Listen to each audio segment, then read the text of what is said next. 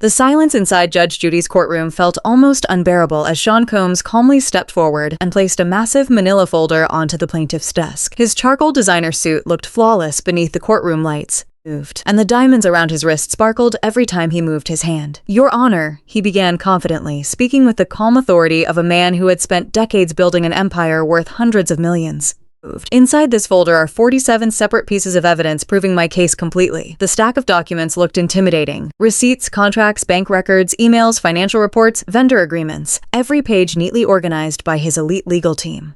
It was exactly the kind of overwhelming paperwork designed to bury an opponent before the argument even started. But there was one problem. Every single document was fake, and within moments, Judge Judy was going to uncover one of the most embarrassing celebrity fraud attempts ever exposed in a televised courtroom. Before we get into this unbelievable legal disaster, let me know in the comments where you're watching from because I always enjoy seeing viewers from around the world.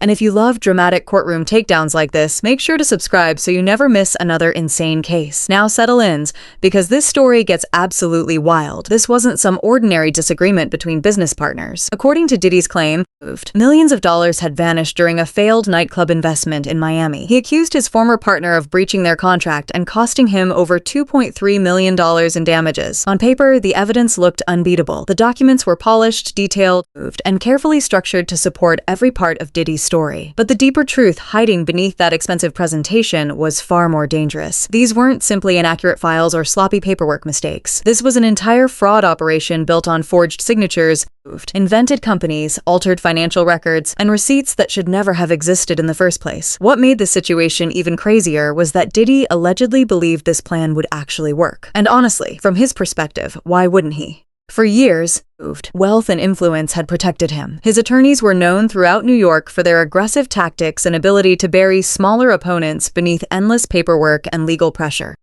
Previous disputes had quietly disappeared behind confidential settlements and intimidating negotiations. Nobody challenged Diddy publicly because most people couldn't afford to. That confidence followed him straight into Judge Judy's courtroom. He believed fame would tilt the room in his favor. He believed stacks of documents would overwhelm the judge before she had time to analyze them. Most importantly, he believed a television courtroom would be easier to manipulate than a real one. That assumption would become the biggest mistake of his entire career, because the woman sitting across from him wasn't simply a TV personality reading scripted lines for ratings. Before becoming one of the most recognizable judges in America, Judge Judy had spent decades inside Manhattan family courts dealing with fraudsters, liars, manipulators, forged paperwork, fake alibis, and every kind of scam imaginable. She had watched desperate people create entire fictional realities just to avoid consequences. Over time, she developed an instinct so sharp that she could often spot deception within seconds. The moment she touched Diddy's first receipt, something changed in her expression. It was subtle, barely noticeable, but people familiar with her courtroom knew exactly what that look meant.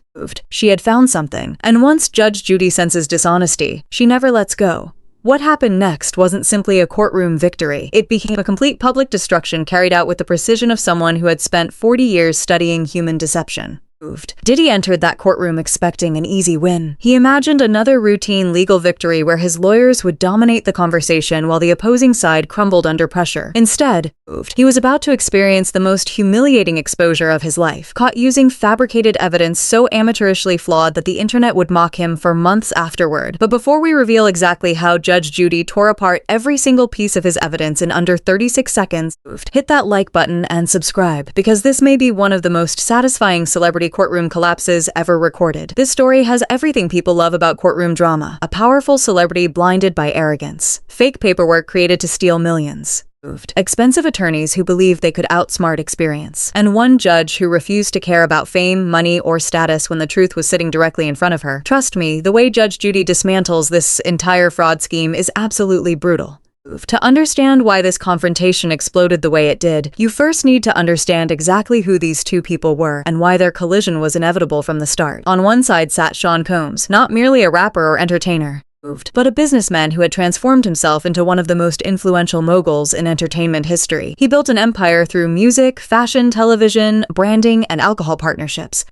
From launching artists through Bad Boy Records to turning his liquor deals into massive financial success, Diddy had spent decades convincing the world that he always stayed 10 steps ahead of everyone else. But the real reason he became so dangerous in legal disputes was his obsession with documentation. His legal teams were famous for constructing airtight paper trails. Contracts, financial records, invoices, emails, witness statements. Everything was meticulously organized to create the appearance of absolute credibility. His attorneys charged over $2,200 an hour and specialized in making opponents surrender before cases even reached trial. Diddy had grown used to winning. He had grown used to people backing down, and as he sat there inside Judge Judy's courtroom, completely relaxed while his lawyers organized the evidence, he truly believed this would become another effortless victory added to his long list of successes. What he didn't realize was that the woman sitting across from him had spent her entire career destroying people who thought exactly the same way. Across the courtroom bench sat Judge Judy, a woman whose entire career had been built on exposing lies faster than most people could invent them. If Diddy had truly understood who he was dealing with, he would have realized this was never going to be a normal courtroom appearance. Long before television cameras made her famous, Judge Judy had already spent decades inside Manhattan family courts facing every kind of deception imaginable. She had listened to fake alibis, dismantled forged paperwork, caught parents lying under oath, and watched scammers create elaborate stories to avoid accountability. Year after year, case after case, she sharpened an instinct so precise that dishonesty practically announced itself. The moment someone opened their mouth, that instinct made her dangerous, because while most judges relied entirely on documents and legal arguments, Judge Judy relied on patterns, tone of voice, timing, inconsistencies. Tiny details ordinary people overlooked. She understood how real businesses operated, how legitimate financial records were structured, and how authentic contracts actually looked when examined closely. Most importantly, she had zero patience for wealthy people who believed money placed them above the rules. That was the fatal miscalculation sitting at the center of Diddy's strategy. His attorneys assumed they were walking into a television set. They expected a simplified small claims environment where overwhelming paperwork and celebrity status would intimidate everyone in the room. In their minds, this was supposed to be easy, but Judge Judy had requested this case personally after reviewing the initial filings. Something about the evidence immediately bothered her. The paperwork looked too perfect. Every receipt aligned flawlessly. Every email conveniently supported Diddy's version of events. Every bank statement matched the timeline with suspicious precision. To ordinary people, it looked organized. To Judge Judy, it looked manufactured. Real business disputes are messy. People forget dates. Contracts contain contradictions. Financial records overlap imperfectly. Legitimate business relationships leave behind confusion, missing information, and human error. But Diddy's evidence package looked almost computer-generated in its perfection, and that was exactly what triggered Judge Judy's suspicion. The stage had now been set for one of the most brutal courtroom reversals ever televised.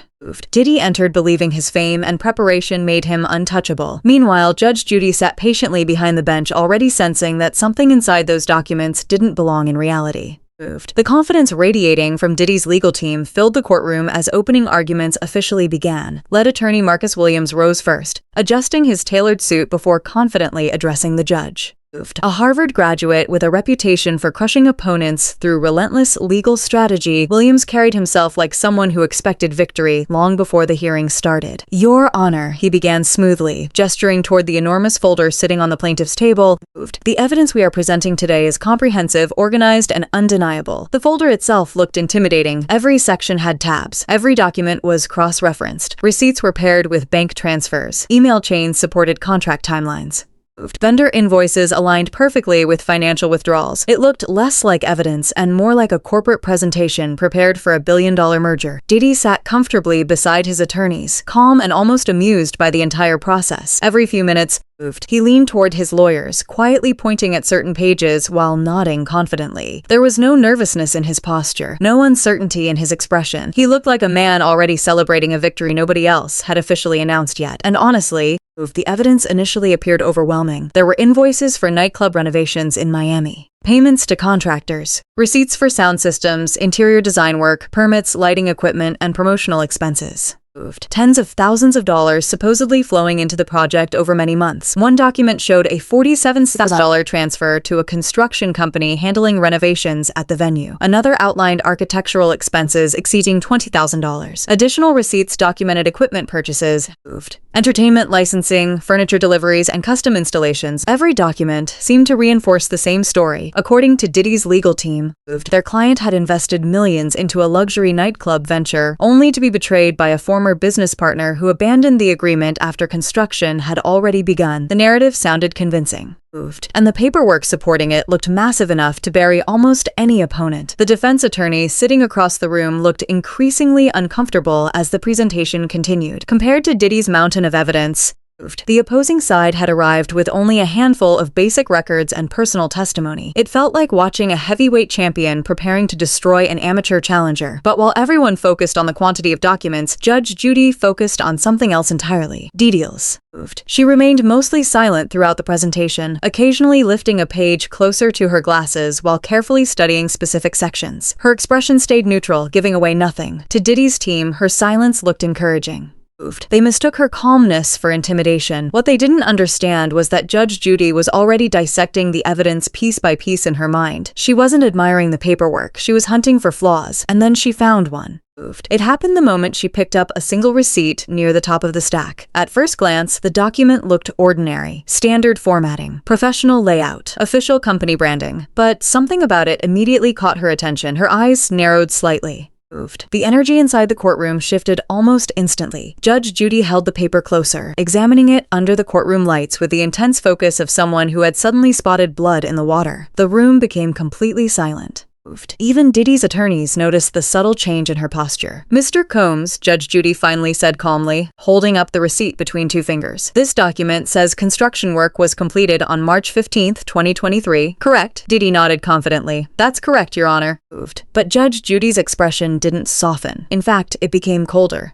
Sharper. "The problem," she continued slowly, "is that this company didn't legally exist until June of 2023. The silence that followed felt suffocating. For the first time since entering the courtroom, uncertainty flashed across Diddy's face. His attorneys immediately began shuffling through paperwork, whispering frantically to each other as Judge Judy calmly placed the receipt back onto the table. But she wasn't finished. Not even close. Because what Diddy believed was airtight evidence was about to collapse faster than anyone in that courtroom could have imagined. The atmosphere inside the courtroom changed instantly. Moments earlier, Sean Combs had looked completely untouchable, sitting beside his legal team with the calm confidence of a billionaire convinced victory was guaranteed. But now, for the first time, tension crept into his expression. Meanwhile, Judge Judy looked more focused than ever. She placed the first receipt down carefully before reaching for another document from the massive stack of evidence. Her movements were slow, controlled, and deliberate, the kind of calm that terrified experienced attorneys because it usually meant destruction was coming. "This bank statement," Judge Judy said quietly, holding up the page for the courtroom to see, "shows a $47,000 transaction processed on Sunday, April 2nd, 2023. Diddy's attorney immediately nodded. "Correct, Your Honor. That transfer was part of the nightclub construction payment schedule." Judge Judy tilted her head slightly. "Interesting," she replied, "because Chase Bank does not process commercial business transactions on Sundays." The courtroom froze. One sentence, one observation, and suddenly another crack appeared in the entire case. Diddy leaned forward quickly, confusion replacing his earlier confidence. "Your Honor, there must be some kind of misunderstanding. My financial team handled those records." But Judge Judy raised a hand, silencing him instantly. "No," she said calmly, "there's no misunderstanding, there's fraud."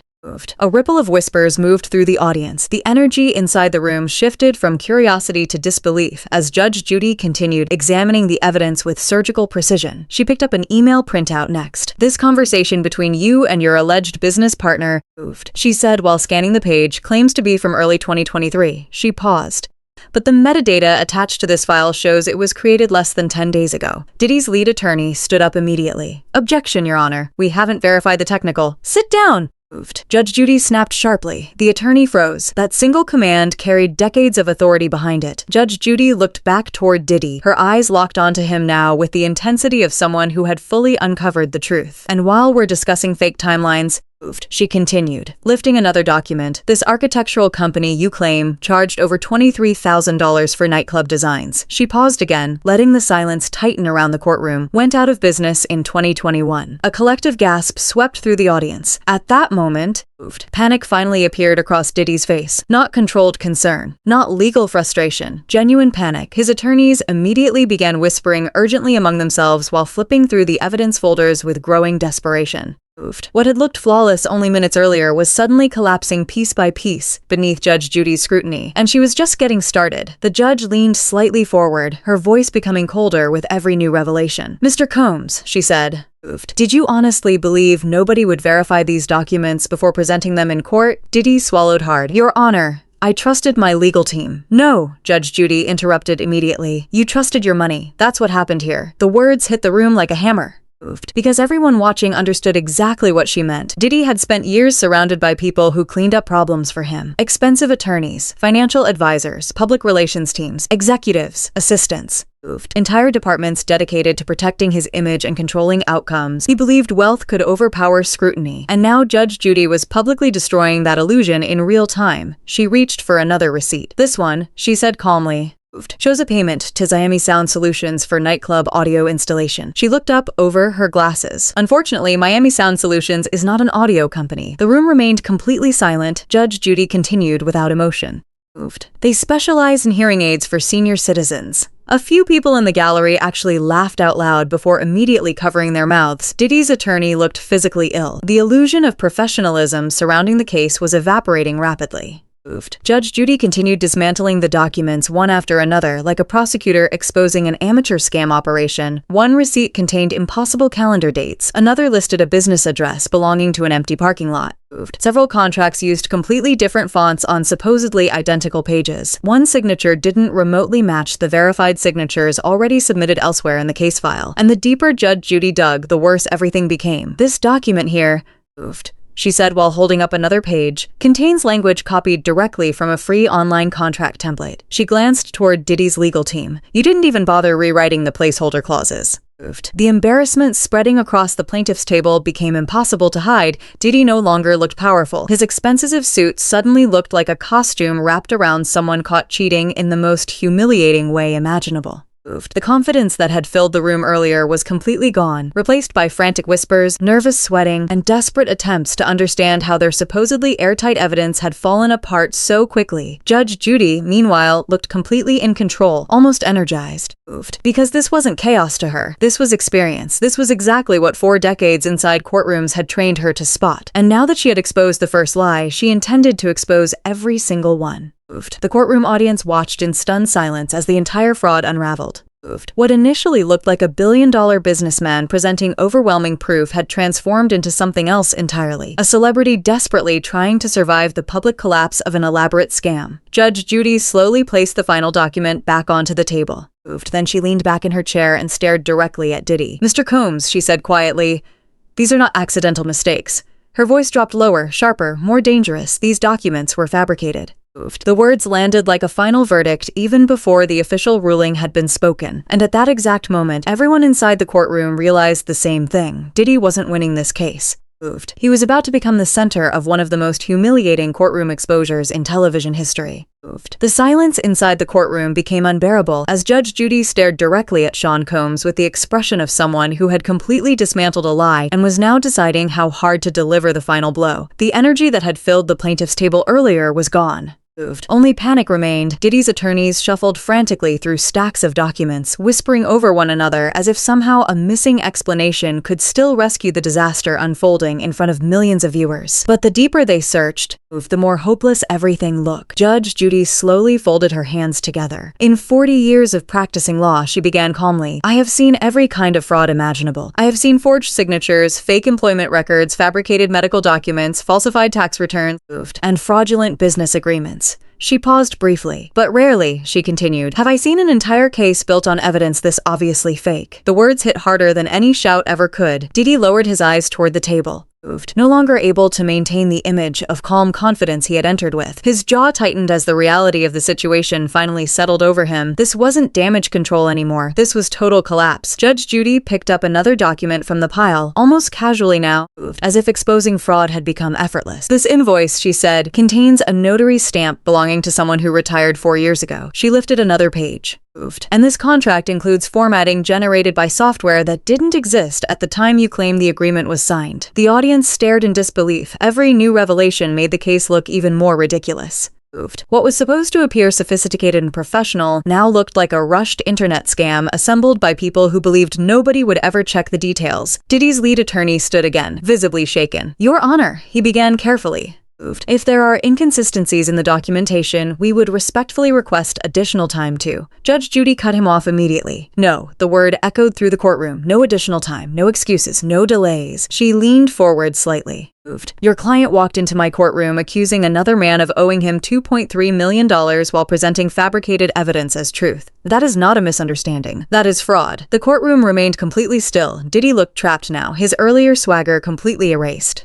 For perhaps the first time in years, he was sitting in a room where money, celebrity, and influence meant absolutely nothing. Judge Judy continued with devastating precision. "You assumed," she said, "that a thick folder and expensive lawyers would intimidate everyone into accepting your story without scrutiny." Her eyes narrowed. "You underestimated the one thing money cannot buy. Experience." The word hung in the air like a final sentence. At that point, even Diddy's attorneys stopped arguing. They knew the case was dead. Worse than dead. Publicly humiliated, Judge Judy now began systematically summarizing every fraudulent element she had uncovered. The fake construction company, the impossible bank transactions, the fabricated email metadata, the hearing aid business pretending to install nightclub sound systems, the impossible calendar dates, the copied internet contract templates, the forged signatures, one by one. She laid them out clearly for the courtroom audience and cameras to hear, transforming the entire case into a public masterclass on how obvious fraud becomes when examined by someone who actually knows what they're doing. Diddy sat frozen during the entire breakdown. His face had completely changed. The confident mogul who entered the courtroom, expecting another easy victory, was gone. In his place sat a man realizing his reputation was being destroyed live on camera in front of the entire country. And the worst part? Judge Judy wasn't yelling. She wasn't emotional. She was calm. That calmness made everything infinitely more brutal because it showed how easy this had been for her. She wasn't struggling to expose the fraud. She was dismantling it effortlessly. Finally, she placed the last document onto the table and delivered the statement that completely shattered whatever remained of Diddy's case. "Mr. Combs," she said firmly, "you are not the victim in this courtroom." The room stayed silent.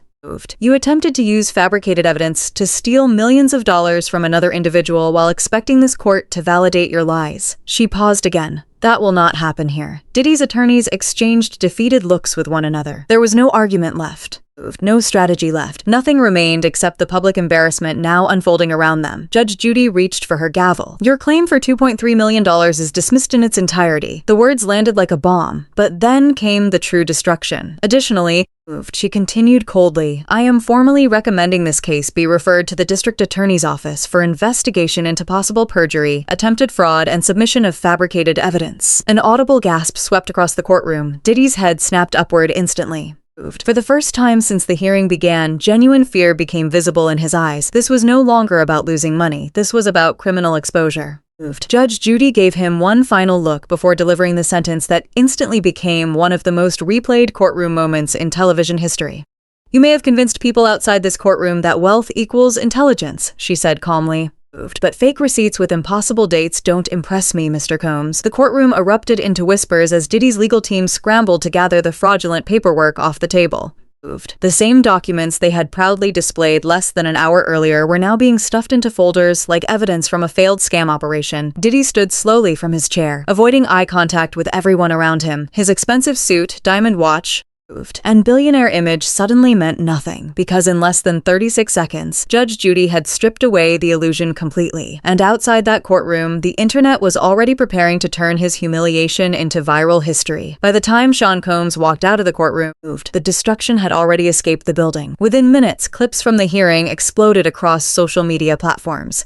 News outlets rushed to publish headlines about the shocking fraud exposure, while entertainment blogs flooded the internet with screenshots of Diddy's stunned expression as Judge Judy dismantled his evidence one document at a time. The moment she said, "February only has 28 days, Mr. Combs," instantly became legendary online. People replayed it millions of times. Reaction videos appeared everywhere. TikTok creators stitched the clip with dramatic music, while Twitter users turned the fake receipts into endless memes mocking one of the most powerful men in entertainment.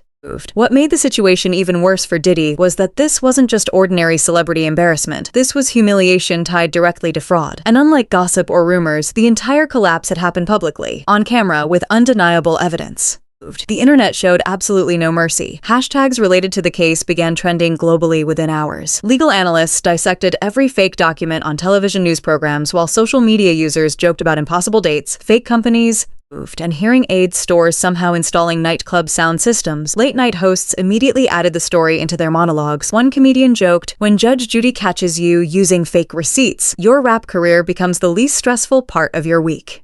Another host held up a fake calendar and laughed. Apparently, Diddy invented February 30th. The audience roared, but behind the jokes, the consequences were becoming very real. Major business executives reportedly began reviewing partnerships connected to Diddy almost immediately after the hearing aired. Companies that once proudly associated themselves with his billionaire businessman image suddenly faced uncomfortable questions about credibility and trust. Entertainment insiders described the damage as catastrophic. For decades, Diddy had carefully crafted an image of intelligence, power, and unstoppable business instinct. He presented himself as the smartest man in every room, someone who always controlled the outcome.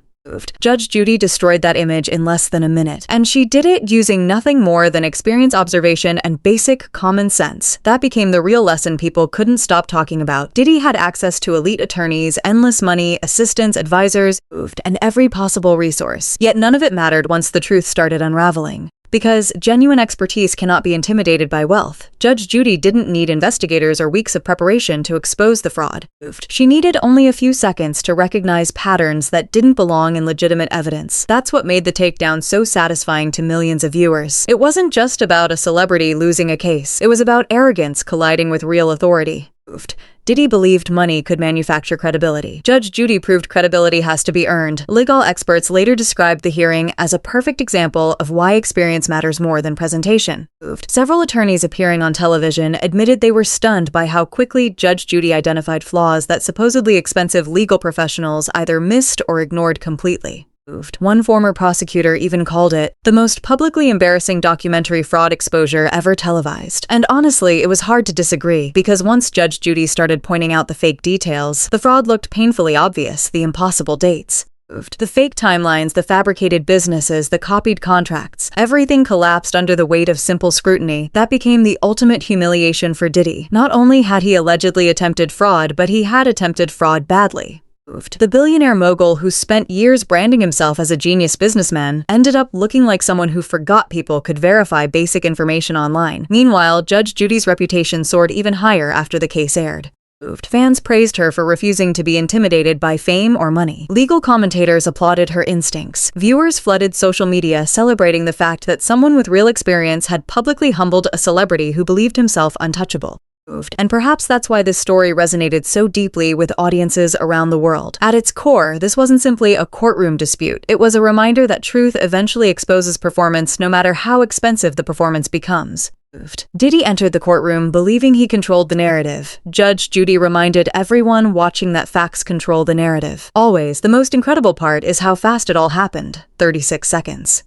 That's all it took for decades of courtroom instinct to destroy millions of dollars worth of fabricated lies. 36 seconds transformed a billionaire businessman into the subject of national ridicule.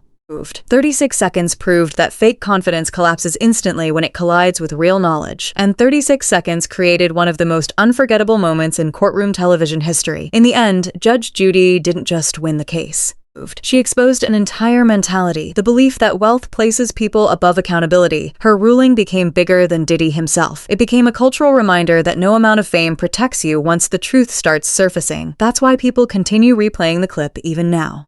Because deep down, audiences love watching arrogance fail. They love watching someone powerful discover that money cannot buy wisdom, authenticity, or credibility, and above all, they love watching Judge Judy deliver justice with the kind of brutal precision only decades of real experience can create. So if there's one lesson this entire disaster teaches, it's this. Never walk into a courtroom carrying fake receipts when the person judging you has spent 40 years exposing liars for a living. Because no matter how famous you are, no matter how rich you become, and no matter how expensive your lawyers might be, the truth only needs a few seconds to destroy a lie. If you enjoyed this unbelievable courtroom takedown, make sure to hit subscribe, turn on notifications, and let us know in the comments what you thought about Judge Judy's legendary 36-second destruction of Diddy's fake evidence scandal. Because as long as powerful people keep trying to outsmart the truth, we'll keep bringing you every explosive courtroom moment that follows.